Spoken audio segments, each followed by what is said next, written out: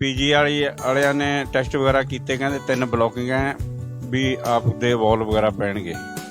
तो बाबा जी का पता लग्या, इत्थे आए कोई 4 महीने पहला दवाई खाधी लगातार, जो इन्होंने परहेज दिते उन्होंने दे उत्ते सही उतरे। तो हुण पिछले महीने मैं दोबारा एंजियोग्राफी कराई है तो कोई ब्लॉकिंग नहीं है, तो तुरन फिरन दे विच भी कोई प्रॉब्लम नहीं। पहला मैनू साह चढ़ता सी, मैनू भी फड़ के ही अंदर लिया सी जिस दिन मैं इत्थे आया सी। मैं हुण दोबारा 2 साल तो कोई काम नहीं सी कीता, मैं दोबारा ड्यूटी ज्वाइन कर ली है सिक्योरिटी की।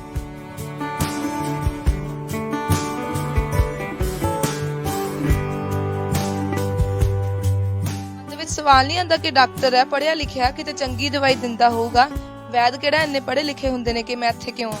बहुत जे फर्क पै गया तो फिर आनू की इतराज हैगा पुत्र जी, कोई इतराज नहीं हैगा।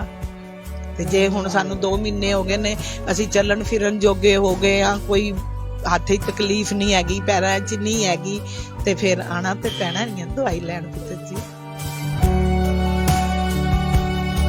ਅੱਜ मैं कल्ला ही आया, मैं कल्ला नहीं सी आ सकदा कदी।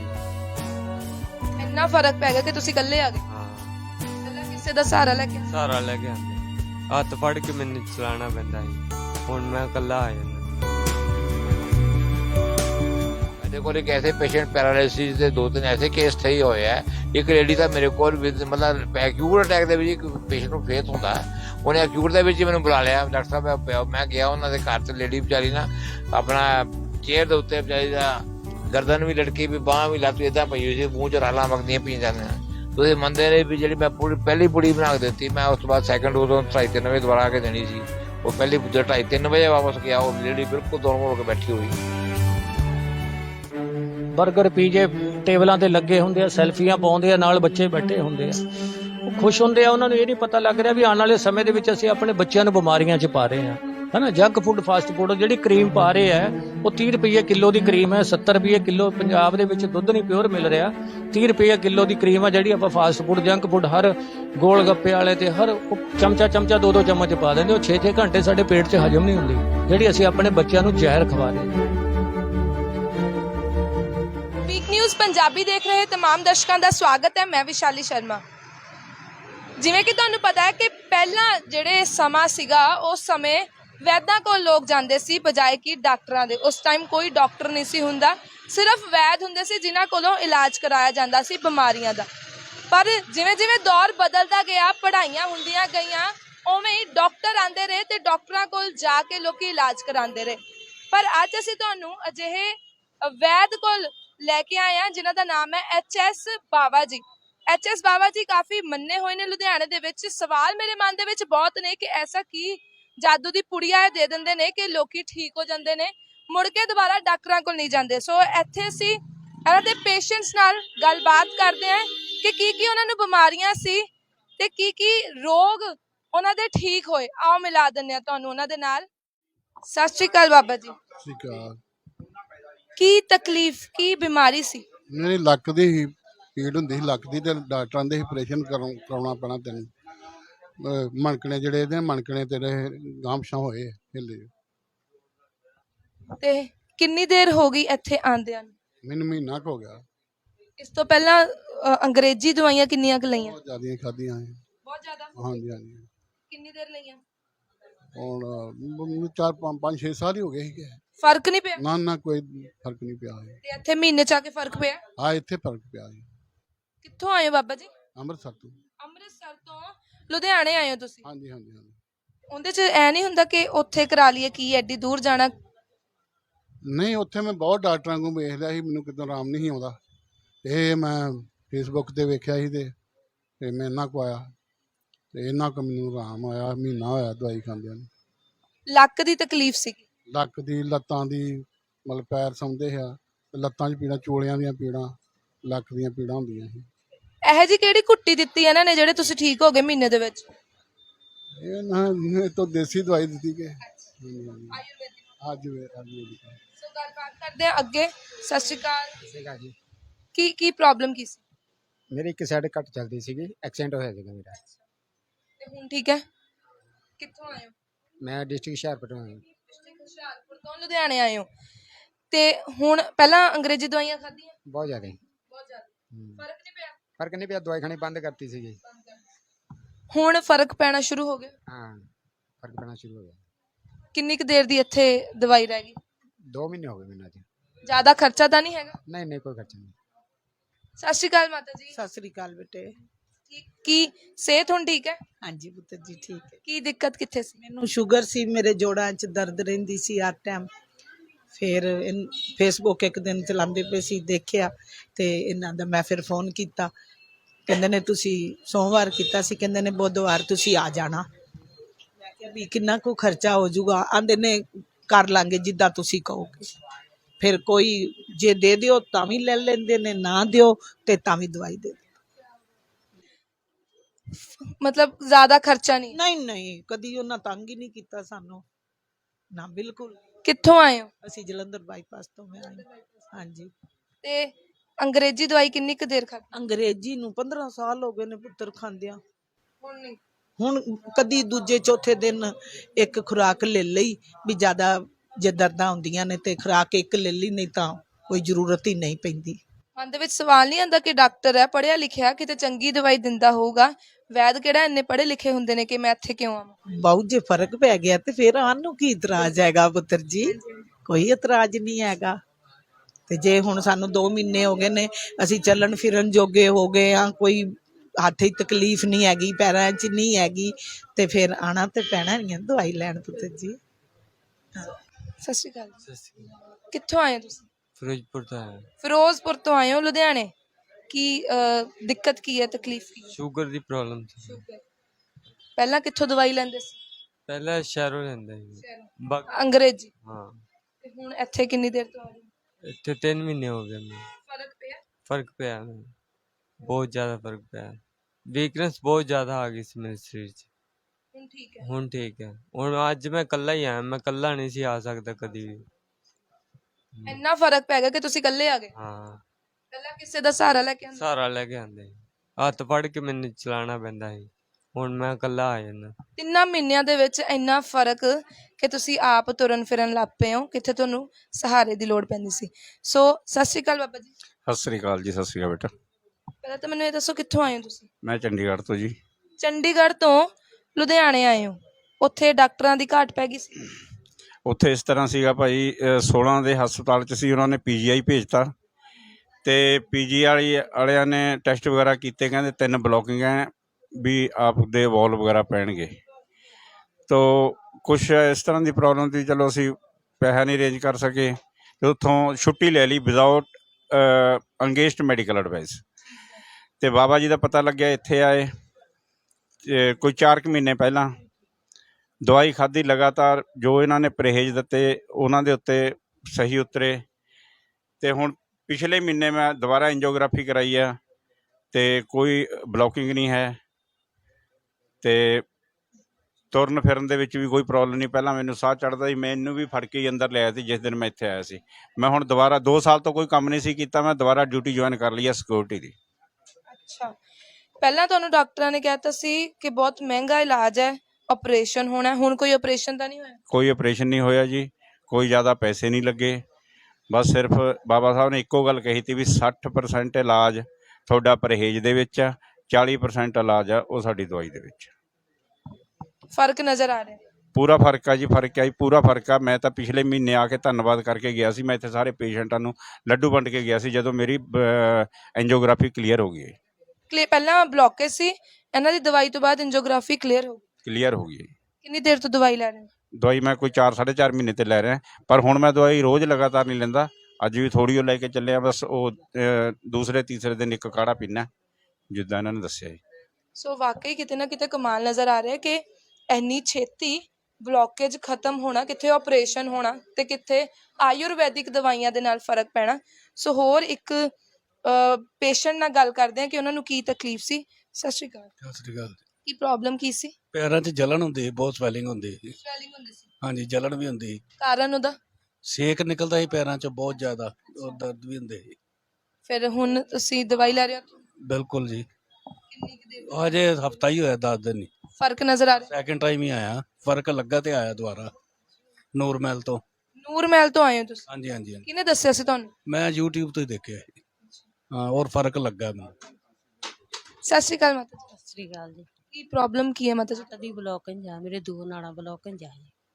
ਹਾਰਟ ਦੀ ਬਲੌਕੇਜ ਹੈ, 2 ਨਾੜਾ ਬਲੌਕ ਹੈ। ਡਾਕਟਰਾਂ ਦੇ ਕੋਲ ਜਾਣਾ ਬਿਹਤਰ ਨਹੀਂ ਹੈ?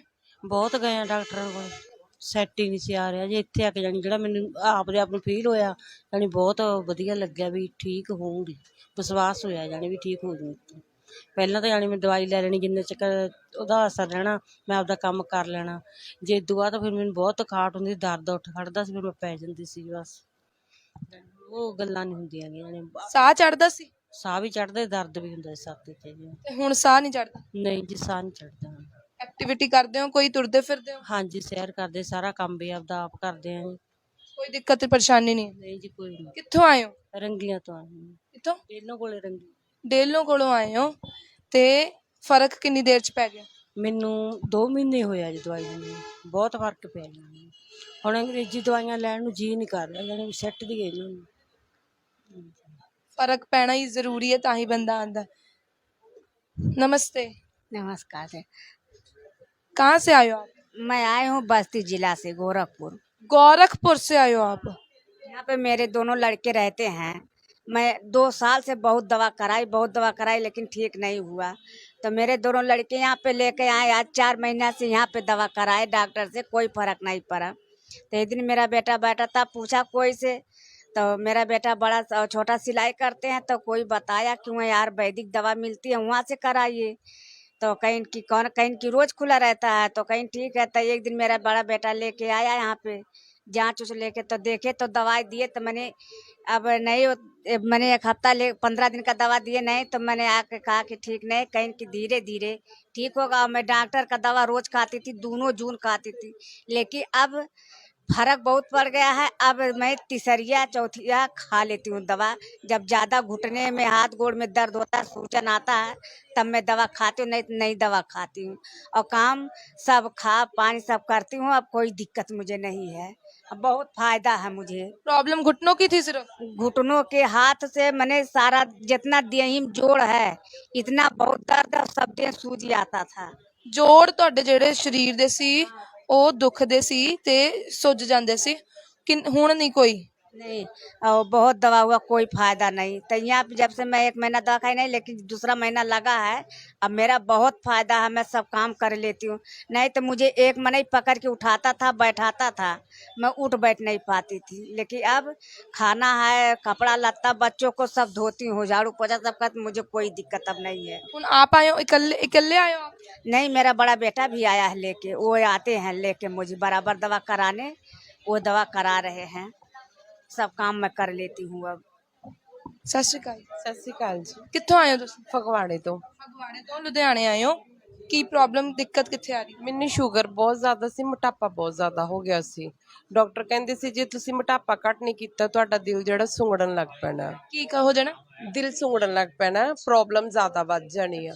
ਮੈਂ ਫਿਰ ਇਹਨਾਂ ਦੀ YouTube ਤੇ ਦੇਖੀ ਐਡ, ਇਸ ਕਰਕੇ ਮੈਂ ਇੱਥੇ ਆਈ ਆ। ਮੈਨੂੰ 1.5 ਮਹੀਨਾ ਹੋ ਗਿਆ, ਮੈਨੂੰ ਬਹੁਤ ਫਰਕ ਹੈ ਅੱਗੇ ਨਾਲੋਂ। ਫਰਕ ਹੈ ਅੱਗੇ ਨਾਲੋਂ? ਪਹਿਲਾਂ ਅੰਗਰੇਜ਼ੀ ਦਵਾਈ ਖਾਂਦੇ ਸੀ? ਬਹੁਤ ਚਿਰ ਖਾਦੀ ਆ, 10 ਸਾਲ ਮੈਂ ਦਵਾਈ ਖਾਦੀ, ਪਰ ਮੈਨੂੰ ਫਰਕ ਨਹੀਂ ਪਿਆ। 10 ਸਾਲ ਦਵਾਈ ਖਾਣ ਤੋਂ ਬਾਅਦ ਫਰਕ ਨਹੀਂ ਪਿਆ, ਮਹੀਨੇ 'ਚ ਤੁਹਾਨੂੰ ਇੱਥੇ ਫਰਕ ਪਿਆ? 1.5 ਮਹੀਨਾ ਹੋ ਗਿਆ, ਹਾਂਜੀ ਮੈਨੂੰ ਫਰਕ ਹੈ। ਐਸੀ ਕੀ ਜੜੀ ਬੂਟੀ ਹੈ ਨਾ? ਇਹ ਤੇ ਵਾਹਿਗੁਰੂ ਹੀ ਜਾਣਦਾ ਜੀ ਕਿਹੜੀ ਜੜੀ ਬੂਟੀ ਹੈ, ਸਾਨੂੰ ਤੇ ਆਰਾਮ ਹੈ ਬਹੁਤ ਜ਼ਿਆਦਾ। ਸੋ ਇੰਨੇ ਪੇਸ਼ੈਂਟ ਹੈ ਦੇਖਣ ਨੂੰ ਮਿਲੇ ਜੋ ਕਹਿ ਰਹੇ ਨੇ ਕਿ 10-10 15-15 ਸਾਲ ਤੋਂ ਦਵਾਈਆਂ ਖਾ ਰਹੇ ਹੈ, ਪਰ ਇੱਥੇ ਆ ਕੇ ਮਹੀਨੇ ਦੇ ਵਿੱਚ ਇਲਾਜ ਹੋ ਗਿਆ ਜੋ 10-15 ਸਾਲ ਦੇ ਵਿੱਚ ਨਹੀਂ ਹੋਇਆ। ਸੋ ਇੱਥੇ ਦੇ ਜਿਹੜੇ ਵੈਦ ਸਾਹਿਬ ਨੇ ਉਹਨਾਂ ਨਾਲ ਗੱਲ ਕਰਾਂਗੇ, HS ਬਾਵਾ ਜੀ ਨਾਲ, ਕਿ ਆਖਰਕਾਰ ਉਹਨਾਂ ਕੋਲ ਐਸੀ ਕਿਹੜੀ ਜੜੀ ਬੂਟੀ ਹੈ ਜਿਹਦੇ ਨਾਲ ਇੰਨੀ ਛੇਤੀ ਇਲਾਜ ਹੋ ਰਹੇ ਨੇ। ਜਿਸ ਤਰੀਕੇ ਦੇ ਨਾਲ ਤੁਸੀਂ ਦੇਖਿਆ ਕਿ ਬਾਹਰ ਜਿਹੜੇ ਆਪਾਂ ਲੋਕਾਂ ਦੇ ਰਿਵਿਊਜ਼ ਲਏ, ਕਾਫੀ ਜ਼ਿਆਦਾ ਹੈਰਾਨ ਕਰਨ ਵਾਲੇ ਸੀ ਕਿ ਜਿੱਥੇ ਡਾਕਟਰਾਂ ਤੋਂ ਕੋਈ ਇਲਾਜ ਨਹੀਂ ਹੋਇਆ, ਉਹਨਾਂ ਨੇ ਇਹਨਾਂ ਦੇ ਕੋਲ ਜਿਹੜੇ HS ਵੈਦ ਜੀ ਨੇ ਉਹਨਾਂ ਕੋਲ ਆ ਕੇ ਇਲਾਜ ਕਰਾਇਆ ਤੇ ਮਹੀਨੇ ਦੇ ਵਿੱਚ ਫਰਕ ਉਹਨਾਂ ਨੂੰ ਨਜ਼ਰ ਆਇਆ। ਹੁਣ ਪੁੱਛਦੇ ਆ ਇਹਨਾਂ ਨੂੰ ਕਿ ਐਸੀ ਕਿਹੜੀ ਜੜੀ ਬੂਟੀ ਦਿੰਦੇ ਨੇ ਜਿਹਦੇ ਨਾਲ ਲੋਕਾਂ ਦੇ ਜਿਹੜਾ ਰੋਗ ਹੈ ਉਹ ਛੇਤੀ ਠੀਕ ਹੋ ਰਹੇ ਨੇ। ਸੋ ਸਤਿ ਸ਼੍ਰੀ ਅਕਾਲ ਜੀ। ਸਤਿ ਸ੍ਰੀ ਅਕਾਲ ਜੀ, ਧੰਨਵਾਦ ਤੁਹਾਡਾ, ਔਰ ਅਰਦਾਸ ਕਰਦੇ ਹਾਂ ਪਰਮਾਤਮਾ ਅੱਗੇ ਸਾਰੀ ਦੁਨੀਆ ਤੰਦਰੁਸਤ ਰਹੇ ਜੀ। ਪਹਿਲਾਂ ਤਾਂ ਮੈਨੂੰ ਇਹ ਦੱਸੋ ਕਿ ਐਸੀ ਕਿਹੜੀ ਘੁੱਟੀ ਪਿਲਾਉਂਦੇ ਹੋ ਇਹਨਾਂ ਨੂੰ ਕਿ ਜਿਹੜੇ ਇਹ ਐਡੀਆਂ ਬਿਮਾਰੀਆਂ ਲੈ ਕੇ ਆਏ ਨੇ ਉਹ ਮਹੀਨੇ ਹਫ਼ਤਿਆਂ ਦੇ ਵਿੱਚ ਠੀਕ ਹੁੰਦੇ ਨੇ? ਇਹ ਸਾਰਿਆਂ ਨਾਲੋਂ ਪਹਿਲਾਂ ਤਾਂ ਆਪਾਂ ਇਹ ਕਹਿ ਸਕਦੇ ਵੀ ਗੋਡ ਗਿਫਟ ਹੈ, ਪਰਮਾਤਮਾ ਦੀ ਬਖਸ਼ ਹੁੰਦੀ ਹੈ। ਔਰ ਦੂਜਾ, ਸਾਡੇ ਵੱਡੇ ਬਾਊ ਜੀ ਆਯੁਰਵੈਦ ਆਚਾਰੀਆ ਨੇ ਸੁਰੇਸ਼ ਰਾਜਪਾਲ ਜੀ, XMO ਨੇ SN ਹਸਪੀਟਲ ਗੁਰੂਕੁਲ ਕਾਂਗਰੀ ਹਰਿਦੁਆਰ ਤੋਂ, ਜਿਨ੍ਹਾਂ ਦਾ 49 ਸਾਲ ਦਾ ਤਜਰਬਾ, 50 ਸਾਲ ਪੂਰੇ ਹੋਣ ਵਾਲੇ ਆ ਸਮਝ ਲਓ। ਇਹ ਤਜਰਬੇ ਦੇ ਆਧਾਰ ਤੇ ਜਿਹੜੇ ਫਾਰਮੂਲੇਸ਼ਨਾਂ ਨੇ ਬਣਦੀਆਂ ਨੇ ਹਨਾ, ਉਹਦੇ ਕਰਕੇ ਆ। ਬਾਕੀ ਸਾਡਾ ਜਿਹੜਾ ਕੰਮ ਕਰਨ ਦਾ ਇੱਕ ਅਲੱਗ ਕਨਸੈਪਟ ਹੈ ਵੀ ਅਸੀਂ ਹਰ ਵੀਡੀਓ 'ਚ ਇਹੀ ਲੋਕਾਂ ਨੂੰ ਕਹਿੰਦੇ ਆ ਵੀ ਜਿੰਨਾ ਜੇਕਰ ਤੁਸੀਂ ਡਾਈਟ ਚਾਰਟ ਤੇ ਨਹੀਂ ਚੱਲ ਸਕਦੇ, ਵਰਜਿਸ਼ ਨਹੀਂ ਕਰ ਸਕਦੇ, ਸਾਡੇ ਕੋਲੇ ਨਾ ਆਵੋ, ਤੁਸੀਂ ਠੀਕ ਨਹੀਂ ਹੋਣਾ। ਸਾਰਿਆਂ ਨਾਲੋਂ ਜ਼ਰੂਰੀ ਹੈ ਉਹਦੀ ਵਰਜਿਸ਼ ਔਰ ਡਾਈਟ ਚਾਰਟ। ਜਿੰਨਾ ਚਿਕਰ ਉਹ ਆਪਣਾ ਖਾਣ ਪੀਣ ਨਹੀਂ ਬਦਲੂਗਾ, ਕੁਦਰਤੀ ਆਰ ਵਿਹਾਰ ਤੇ ਨਹੀਂ ਆਉਂਦਾ, ਉਹਨਾਂ ਚਿਕਰ ਉਹ ਬੰਦਾ ਨਹੀਂ ਠੀਕ ਹੋ ਸਕਦਾ। ਬਿਮਾਰੀਆਂ 'ਚ ਘਿਰਨ ਦਾ ਕਾਰਨ ਹੀ ਇਹੀ ਹੈ ਕਿ ਲੋਕ ਵੈਸਟਰਨ ਕਲਚਰ ਦੇ ਵਿੱਚ ਤਬਦੀਲ ਹੋ ਗਏ ਹੈ। ਤੁਸੀਂ ਦੇਖਦੇ ਆ ਕਿ ਵੱਡੇ ਵੱਡੇ ਘਰਾਂ ਦੇ ਕਿ ਹਰ ਇੱਕ ਸ਼ੌਂਕ ਬਣ ਗਿਆ, ਜਾਂਦੇ ਆ ਹੋਟਲਾਂ ਦੇ ਵਿੱਚ, ਬਰਗਰ ਪੀਜੇ ਟੇਬਲਾਂ ਤੇ ਲੱਗੇ ਹੁੰਦੇ ਆ, ਸੈਲਫੀਆਂ ਪਾਉਂਦੇ ਆ, ਨਾਲ ਬੱਚੇ ਬੈਠੇ ਹੁੰਦੇ ਆ, ਉਹ ਖੁਸ਼ ਹੁੰਦੇ ਆ। ਉਹਨਾਂ ਨੂੰ ਇਹ ਨਹੀਂ ਪਤਾ ਲੱਗ ਰਿਹਾ ਵੀ ਆਉਣ ਵਾਲੇ ਸਮੇਂ ਦੇ ਵਿੱਚ ਅਸੀਂ ਆਪਣੇ ਬੱਚਿਆਂ ਨੂੰ ਬਿਮਾਰੀਆਂ 'ਚ ਪਾ ਰਹੇ ਹਾਂ ਬਰਗਰ ਪੀਜੇ ਖਵਾ ਕੇ। ਕੋਈ ਫਲ ਫਰੂਟ ਹਰੇ ਸਲਾਦ ਦੀ ਫੋਟੋ ਨਹੀਂ ਭੇਜ ਰਿਹਾ ਹੈ ਨਾ। ਜੰਕ ਫੂਡ ਫਾਸਟ ਫੂਡ, ਜਿਹੜੀ ਕਰੀਮ ਪਾ ਰਹੇ ਆ ਉਹ 30 ਰੁਪਏ ਕਿਲੋ ਦੀ ਕਰੀਮ ਹੈ, 70 ਰੁਪਏ ਕਿਲੋ। ਪੰਜਾਬ ਦੇ ਵਿੱਚ ਦੁੱਧ ਨਹੀਂ ਪਿਓਰ ਮਿਲ ਰਿਹਾ, 30 ਰੁਪਏ ਕਿਲੋ ਦੀ ਕਰੀਮ ਆ ਜਿਹੜੀ ਆਪਾਂ ਫਾਸਟ ਫੂਡ ਜੰਕ ਫੂਡ ਹਰ ਗੋਲ ਗੱਪੇ ਵਾਲੇ ਤੇ ਹਰ ਚਮਚਾ 2-2 ਚਮਚ ਪਾ ਦਿੰਦੇ। ਉਹ 6-6 ਘੰਟੇ ਸਾਡੇ ਪੇਟ 'ਚ ਹਜਮ ਨਹੀਂ ਹੁੰਦੀ, ਜਿਹੜੀ ਅਸੀਂ ਆਪਣੇ ਬੱਚਿਆਂ ਨੂੰ ਜ਼ਹਿਰ ਖਵਾ ਰਹੇ ਹਾਂ। ਆਯੁਰਵੈਦਿਕ ਦਾ ਇਹੀ ਸਾਡੇ ਮਰੀਜ਼ਾਂ ਦੇ ਜਿਹੜੇ ਤੁਸੀਂ ਰਿਵਿਊ ਲਏ ਆ ਵੀ ਅਸੀਂ ਹਾਰਟ ਵਾਲੇ ਠੀਕ ਹੋ ਜਾਂ ਕਿਡਨੀ ਵਾਲੇ ਠੀਕ ਹੋ ਜਾਂ ਗੁਰਦੇ ਵਾਲੇ ਠੀਕ ਹੋ ਜਾਂ, ਉਹਨਾਂ ਦਾ ਕਾਰਨ ਹੀ ਇਹੀ ਆ ਕਿ ਸਭ ਤੋਂ ਪਹਿਲਾਂ ਡਾਈਟ ਚਾਰਟ। ਜਿੰਨਾ ਚਿਕਰ ਅਸੀਂ ਖੁਰਾਕ ਨਹੀਂ ਬਦਲਦੇ ਉਹਨਾਂ ਚਿਕਰ ਉਹ ਨਹੀਂ ਠੀਕ ਹੋ ਸਕਦੇ। ਸੋ ਖੁਰਾਕ ਮੇਨ ਇਲਾਜ ਹੈ ਇਹਦਾ। ਤੁਹਾਡੇ ਵੱਲੋਂ ਕੁਝ ਦਵਾਈ ਘੁੱਟੀ ਤਾਂ ਦਿੱਤੀ ਜਾਂਦੀ ਹੋਣੀ ਹੈ? ਹਾਂ ਦੇਖੋ 30% 40% ਦਵਾਈ ਦਾ ਅਸਰ ਹੁੰਦਾ ਗਾ, 30% ਡਾਈਟ ਚਾਰਟ ਦਾ ਅਸਰ ਆ, 30% ਉਹਦੀ ਵਰਜਿਸ਼ ਦਾ ਅਸਰ ਹੁੰਦਾ। ਇਹ ਤਿੰਨੇ ਚੀਜ਼ਾਂ ਦਾ ਜਦੋਂ ਕੰਬੀਨੇਸ਼ਨ ਹੁੰਦਾ ਤਾਂ ਹੀ ਬੰਦਾ ਠੀਕ ਹੁੰਦਾ। ਦੇਖੋ ਸਾਡੇ ਬੌਦੇ ਬਾਊ ਜੀ ਆਯੁਰਵੈਦਾਚਾਰੀਆ ਨੇ ਹੋਈ, ਸੁਰੇਸ਼ ਰਾਜਪਾਲ ਜੀ ਨੇ ਜਿਹੜੇ XMO ਨੇ, ਇਹ ਪੜ੍ਹਾਈ ਆ ਗਈ ਟੌਪ ਕਲਾਸ ਦੀ ਡਿਗਰੀ ਆ, ਜਿਹੜੇ ਅੱਜ ਤੋਂ ਮੇਰਾ ਖਿਆਲ 49 ਸਾਲ ਦਾ ਇਹਨਾਂ ਦਾ ਤਜਰਬਾ ਹੋ ਚੁੱਕਿਆ ਗਾ। ਉਸੇ ਪੜ੍ਹਾਈ ਦੇ ਸਿਧਾਂਤ ਤੇ ਤਾਂ ਅਸੀਂ ਲੋਕਾਂ ਨੂੰ ਠੀਕ ਕਰ ਰਹੇ ਹਾਂ। ਮਤਲਬ ਮੇਨ ਗੁਰੂ ਤੁਹਾਡੇ ਇਹ ਨੇ? ਹਾਂਜੀ ਬਿਲਕੁਲ ਬਿਲਕੁਲ, ਇਹ ਸਾਡੇ ਬਾਪੂ ਜੀ ਕਹਿ ਲਓ, ਸਭ ਕੁਝ ਇਹੀ ਨੇ, ਜਿਨ੍ਹਾਂ ਦੀ ਬਦੌਲਤ ਐਡਾ ਕਾਰਵਾਂ ਲੱਗਿਆ, ਜਿਹੜੀ ਭੀੜ ਜੁੜ ਰਹੀ ਆ ਇਹਨਾਂ ਦੇ ਕਾਰਨ ਜੁੜ ਰਹੀ ਆ। ਬਾਕੀ ਅਸੀਂ ਤਾਂ ਸਾਡੀ ਤਾਂ ਇੱਕ ਹਿਊਮੈਨਿਟੀ ਲਈ ਇੱਕ ਸੇਵਾ ਹੈ, ਅਸੀਂ ਉਹ ਸੇਵਾ ਸਮਝ ਕੇ ਕੰਮ ਕੀਤਾ, ਹੁਣ ਵੀ ਕਰ ਰਹੇ ਹਾਂ। ਕਹਿੰਦੇ ਨੇ ਕਿ ਜਿਹੜੀ ਐਲੋਪੈਥਿਕ ਦਵਾਈ ਹੈ ਮਿੰਟਾਂ 'ਚ ਅਸਰ ਦਿਖਾ ਦਿੰਦੀ ਹੈ, ਆਯੁਰਵੈਦਿਕ ਬਾਅਦ 'ਚ ਦਿਖਾਉਂਦੀ ਹੈ, ਪਰ ਜਿਹੜੇ ਇੱਥੇ ਲੋਕ ਦੇਖਣ ਨੂੰ ਮਿਲੇ ਉਹ ਕਹਿੰਦੇ ਨੇ ਅਸੀਂ 10-10 15-15 ਸਾਲ ਤੋਂ ਦਵਾਈਆਂ ਖਾ ਰਹੇ ਹਾਂ ਪਰ ਹਲੇ ਤੱਕ ਕੋਈ ਇਲਾਜ ਨਹੀਂ ਹੋਇਆ, ਜਿਹੜਾ ਇੱਥੇ ਹਫ਼ਤੇ 10 ਦਿਨ ਦੇ ਵਿੱਚ ਹੋ ਗਿਆ। ਐਸਾ ਕੀ ਚਮਤਕਾਰ ਹੈ? ਦੇਖੋ ਐਸੀ ਗੱਲ ਨਹੀਂ, ਐਲੋਪੈਥਿਕ ਕੋਈ ਮਾੜੀਆਂ ਦਵਾਈਆਂ ਨਹੀਂ ਹੈ, ਉਹ ਮੈਂ ਉਹਨਾਂ ਨੂੰ ਐਜ਼ ਏ ਫਾਇਰ ਬ੍ਰਿਗੇਡ ਸਮਝਦਾ। ਤੁਸੀਂ ਤਕਲੀਫ 'ਚ ਐਮਰਜੈਂਸੀ, ਤੁਸੀਂ ਦਰਦ ਹੋ ਰਹੀ ਹੈ, ਤੁਹਾਡੇ ਕੋਲ ਆਪਣਾ ਡੀਹਾਈਡ੍ਰੇਸ਼ਨ ਹੈ ਜਾਂ ਕੁਛ ਹੈ, ਉਹ 'ਤੇ ਸਾਨੂੰ ਐਮਰਜੈਂਸੀ ਤੁਹਾਨੂੰ ਗਲੂਕੋਜ਼ ਲਾਉਣਾ ਹੀ ਪਏਗਾ, ਇੰਜੈਕਸ਼ਨ ਲਗਾਉਣਾ ਹੀ ਪਏਗਾ ਤਾਂ ਹੀ ਕੰਟਰੋਲ 'ਚ ਆਏਗਾ। ਬਾਕੀ ਉਹ ਦਵਾਈਆਂ ਕੰਟਰੋਲ ਜ਼ਰੂਰ ਕਰ ਲੈਂਦੀਆਂ। ਬਾਕੀ ਮੇਰੇ ਆਪਣੇ ਐਕਸਪੀਰੀਅੰਸ ਨਾਲ ਇਹ ਹੈ ਵੀ ਬਾਰ-ਬਾਰ ਦਵਾਈ ਖਾ ਕੇ ਉਹ ਰੈਜ਼ਿਸਟੈਂਟ ਪੇਸ਼ੈਂਟ ਹੋ ਜਾਂਦਾ, ਉਹਨੂੰ ਫਿਰ ਉਹ ਦਵਾਈ ਦਾ ਅਸਰ ਘੱਟ ਜਾਂਦਾ ਹੈ। ਉੱਥੇ ਫਿਰ ਉਹ ਸਾਡੇ ਕੋਲ ਆਯੁਰਵੈਦਿਕ ਦਵਾਈਆਂ ਵਾਸਤੇ ਆਉਂਦਾ। ਅਸੀਂ ਆਯੁਰਵੈਦਿਕ ਜਿਹੜੀ ਮੈਡੀਸਨ ਹੈ, ਇਹ ਵੇਦਾਂ ਦਾ ਗਿਆਨ, ਜਦੋਂ ਦੀ ਸ੍ਰਿਸ਼ਟੀ ਪੈਦਾ ਹੋਈ ਹੈ, 4 ਵੇਦਾਂ 'ਚੋਂ ਆਯੁਰਵੈਦ ਨਿਕਲਿਆ ਸੀ। ਰਿਸ਼ੀਆਂ ਮੁਨੀਆਂ ਦੇ ਅੱਜ ਤੋਂ ਲੱਖਾਂ ਨਹੀਂ ਅਰਬਾਂ ਸਾਲ ਜਦੋਂ ਸ੍ਰਿਸ਼ਟੀ ਜਦੋਂ ਦੀ ਪੈਦਾ ਹੋਈ ਹੈ, ਇਹ ਗਿਆਨ ਸਾਡੇ ਤੋਂ ਲੈ ਕੇ ਦੁਨੀਆ ਸਾਰੀ 'ਚ ਫੈਲਿਆ। ਅਸੀਂ ਲੋਕ ਗੁਲਾਮ ਰਹੇ ਹਾਂ ਆਪਣਾ ਮੁਸਲਮਾਨਾਂ ਦੇ, ਅੰਗਰੇਜ਼ਾਂ ਦੇ, ਜਿਸ ਤਰ੍ਹਾਂ ਵੀ ਰਹੇ, ਉਹ ਸਾਡੀ ਕਲਚਰ ਨੂੰ ਦਬਾਇਆ ਗਿਆ। ਇਹ ਕਲਚਰ ਸਾਡੇ ਅੱਜ ਕੱਲ੍ਹ ਦੇ ਨਵੇਂ ਥੱਲੇ ਯੋਗੀ ਨਵੇਂ ਵਿਦਵਾਨ ਪੈਦਾ ਹੋਏ, ਉਹਨਾਂ ਨੇ ਕਲਚਰ ਵੇਦ ਕੱਢੇ। ਸਭ ਤੋਂ ਮੇਨ ਤਾਂ ਜਿਹੜਾ ਇਹ ਵੇਦਾਂ ਨੂੰ ਬਾਹਰ ਲਿਆਉਣ ਵਾਲੇ ਸਵਾਮੀ ਦਇਆਨੰਦ ਜੀ ਸੀ, ਆਰੀਆ ਸਮਾਜ ਜਿਹਨਾਂ ਨੇ ਸਥਾਪਨਾ ਕੀਤੀ। ਉਹਨਾਂ ਨੇ ਜਰਮਨ, ਸਾਡੇ ਵੇਦ ਸਾਰੇ ਲੁਪਤ ਹੋ ਗਏ ਸੀ, ਇਹ ਜਰਮਨ ਪਹੁੰਚ ਕੇ ਜਰਮਨ ਤੋਂ ਵਾਪਸ ਮੰਗਾਏ ਅਤੇ ਉਹਦੇ ਨਾਲ ਉਸ ਨਾਲ ਵੇਦਾਂ ਦਾ ਪ੍ਰਚਾਰ ਕੀਤਾ। ਉਹ ਪੈਥੀ ਦੁਆਰਾ ਤੋਂ ਨਵਾਂ ਜਨਮ ਲਈ। ਉੱਥੋਂ ਜਿਵੇਂ ਆਪਣਾ ਟਾਈਮ ਬੀਤ ਰਿਹਾ, ਅੱਜ ਦੇਖੋ ਸਾਰੇ ਹਿੰਦੁਸਤਾਨ ਦੇ ਵਿੱਚ ਕਿਵੇਂ ਆਯੁਰਵੇਦ ਅੱਗੇ ਤੋਂ ਅੱਗੇ ਤਰੱਕੀ ਕਰ ਰਿਹਾ।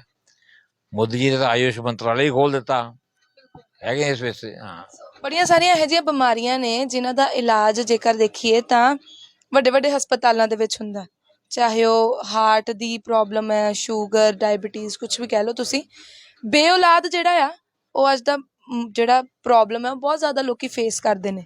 ਉਹਦੇ ਇਲਾਜ ਦੇ ਜਾਂ ਕੀ ਕਰ ਸਕਦੀਆਂ ਨੇ ਔਰਤਾਂ ਜਾਂ ਜੈਂਟਸ, ਕੀ ਕਰ ਸਕਦੇ ਨੇ ਤਾਂ ਜੋ ਉਹਨਾਂ ਨੂੰ ਬੱਚੇ ਦੀ ਪ੍ਰੋਬਲਮ ਹੈ ਜਿਹੜੀ ਨਾ ਫੇਸ ਕਰਨੀ ਪਵੇ? ਦੇਖੋ ਜੀ, ਬੱਚੇ ਪ੍ਰੋਬਲਮ ਬਾਕੀ ਤਾਂ ਇੱਕ ਤਾਂ ਵੱਡੀ ਗੱਲ ਹੈ ਵੀ ਨੀਮ ਹਕੀਮਾਂ ਕੋਲ ਜਾਂ ਛੋਟੇ ਮੋਟੇ ਟੋਟਕਿਆਂ ਚੱਕਰ 'ਚ ਨਹੀਂ ਪੈਣਾ ਚਾਹੀਦਾ। ਉਸ ਝਟਕਿਆਂ ਵਿੱਚ ਲੋਕੀ ਕਈ ਭੂਤ ਪ੍ਰੇਤ ਉੱਪਰਲਾ ਛਾਇਆ, ਕੋਈ ਫਲਾਣੇ ਕਿਸੇ ਕਰਤਾ ਕੀਤਾ ਕਰਾਇਆ, ਐਵੇਂ ਟਾਈਮ 'ਤੇ ਪੈਸਾ ਖਰਾਬ ਕਰਦੇ ਆ। ਇਲਾਜ ਤਾਂ ਦੇਖੋ ਪਰਟੀਕੂਲਰ ਇਲਾਜ ਹੁੰਦਾ ਹੈ। ਮੈਂ ਉਹਨਾਂ ਤੋਂ ਭੂਤ ਪ੍ਰੇਤਾਂ ਨੂੰ ਕੁਛ ਨਹੀਂ ਮੰਨਦਾ, ਠੀਕ ਨਹੀਂ, ਨਾ ਹੀ ਟੋਟਕਿਆਂ ਨੂੰ ਮੰਨਦਾ। ਕੋਈ ਕਿਸੇ ਨੂੰ ਕੁਛ ਨਹੀਂ ਕਰ ਸਕਦਾ, ਜੋ ਪਰਮਾਤਮਾ ਤੁਹਾਨੂੰ ਪੈਦਾ ਕੀਤਾ, ਰੱਖਿਆ ਸਾਡੀ ਹਰ ਪਲ ਉਹੀ ਕਰ ਰਿਹਾ, ਠੀਕ ਨਹੀਂ। ਬਾਕੀ ਅਸੀਂ ਲੋਕ ਪ੍ਰੋਪਰ ਡਾਇਗਨੋਸ ਕਰਦੇ ਹਾਂ ਵੀ ਇਹਦਾ ਜੇ ਸਟੈਬਿਲਿਟੀ ਬੱਚਾ ਨਹੀਂ ਹੋ ਰਿਹਾ ਉਹਦਾ ਕੀ ਕਾਰਨ ਹੈ। ਜੇ ਪੇਸ਼ੈਂਟ ਦੇ ਵਿੱਚ ਕੋਈ ਜੈਂਟਸ ਦੇ ਵਿੱਚ ਕੋਈ ਉਹਦੀ ਕਮੀ ਪੇਸ਼ੀ ਕੋਈ ਸਪਰਮ ਨਹੀਂ ਬਣ ਰਹੇ ਜਾਂ ਘੱਟ ਹੈ ਜਾਂ ਕੁਛ ਉਸ ਬਾਰੇ ਸੋਚੀਏ ਕੀ ਕਾਰਨ ਹੈ, ਉਸ ਕਾਰਨ ਨੂੰ ਪਕੜੀਦਾ ਅਤੇ ਉਹਦੀ ਫਰਦਰ ਜੋ ਟ੍ਰੀਟਮੈਂਟ ਪ੍ਰੋਪਰ ਬੰਦੀ ਉਹ ਕੀਤੀ ਜਾਂਦੀ ਹੈ। ਇੱਦਾਂ ਲੇਡੀਜ਼ ਦੇ ਵਿੱਚ ਵੀ ਅਸੀਂ ਸਾਰੀ ਟੈਸਟਿੰਗ ਤੇ ਪ੍ਰੋਪਰ ਨਾਲ ਹੀ ਚੱਲਦੇ ਹਾਂ। ਐਵੇਂ ਅੱਖਾਂ 'ਚ ਨੇਰੇ ਨਹੀਂ ਤੀਰ ਛੱਡੀ ਦੇ ਕਦੀ, ਠੀਕ ਨਹੀਂ।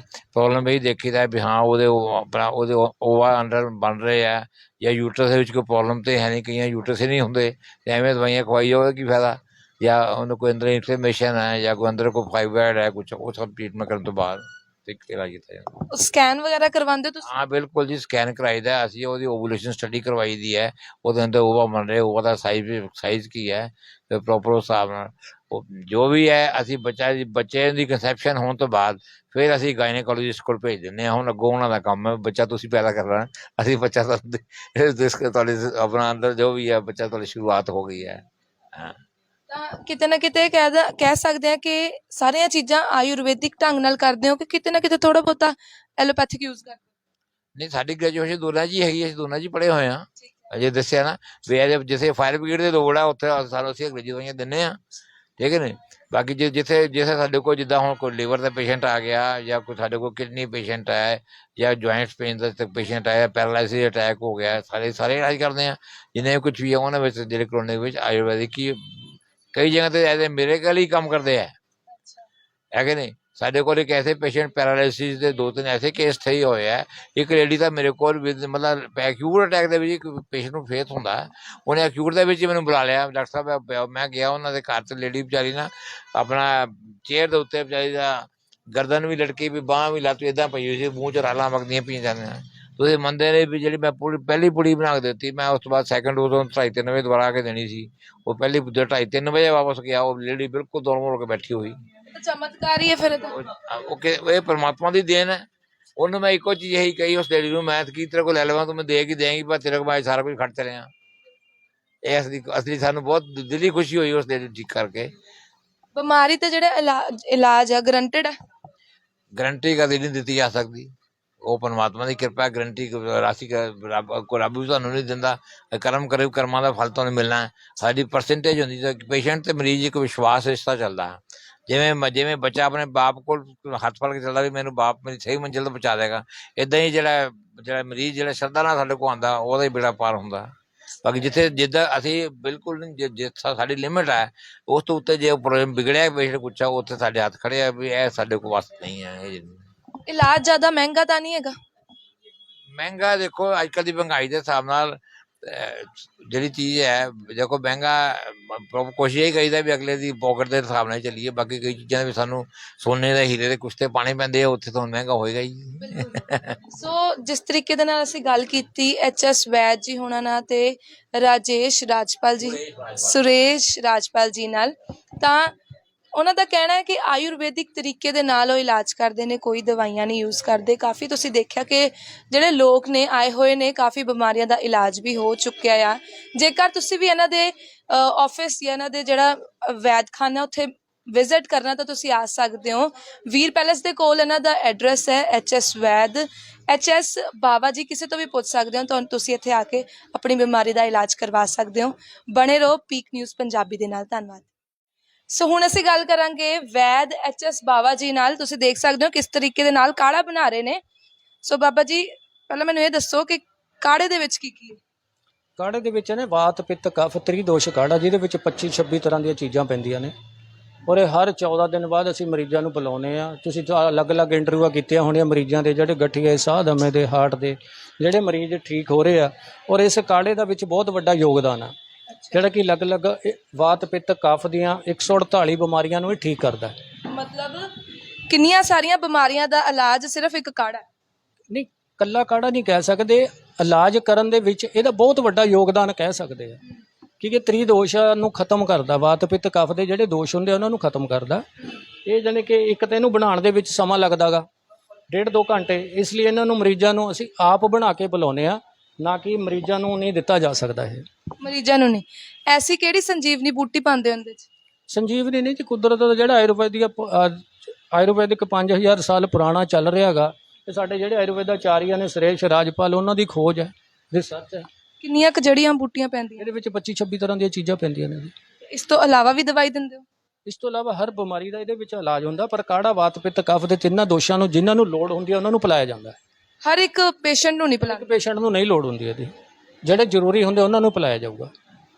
ਸੋ ਜਿਸ ਤਰੀਕੇ ਦੇ ਨਾਲ ਦੱਸਿਆ ਇਹਨਾਂ ਨੇ ਕਿ 24 ਤੋਂ 25 ਤਰੀਕੇ ਦੀਆਂ ਜੜੀਆਂ ਬੂਟੀਆਂ ਦੇ ਵਿੱਚ ਪੈਂਦੀਆਂ ਨੇ। ਉਸ ਤੋਂ ਬਾਅਦ ਪੇਸ਼ੈਂਟ ਨੂੰ ਜਾ ਕੇ ਇਹ ਦਿੱਤਾ ਜਾਂਦਾ, 14 ਦਿਨ ਬਾਅਦ ਦਿੱਤਾ ਜਾਂਦਾ, ਤਾਂ ਜੋ ਉਹਨਾਂ ਦੇ ਸਿਹਤ ਦੇ ਉੱਤੇ, ਉਹਨਾਂ ਦੀ ਬਿਮਾਰੀ ਨੂੰ ਜਾ ਕੇ ਇਹ ਖਤਮ ਕਰ ਦੇਵੇ।